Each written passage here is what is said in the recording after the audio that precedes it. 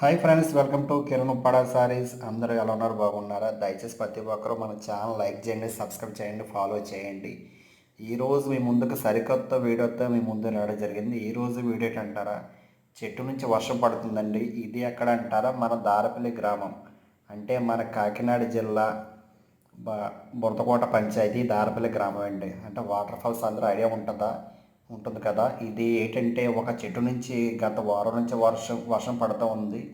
నేను డైరెక్ట్ చూడండి, చుట్టూ అంతా పొడుగు ఉంది, కానీ చెట్టు నుంచి చినుకు చినుకు చినుకు కింద వర్షం పడుతూ ఉంది. ఇది అలాగే పక్కన ఇంకో చెట్టు కూడా వర్షం పడుతుందంటే అది తక్కువండి. ఇది కాకపోతే చాలా ఎక్కువ పడుతుంది.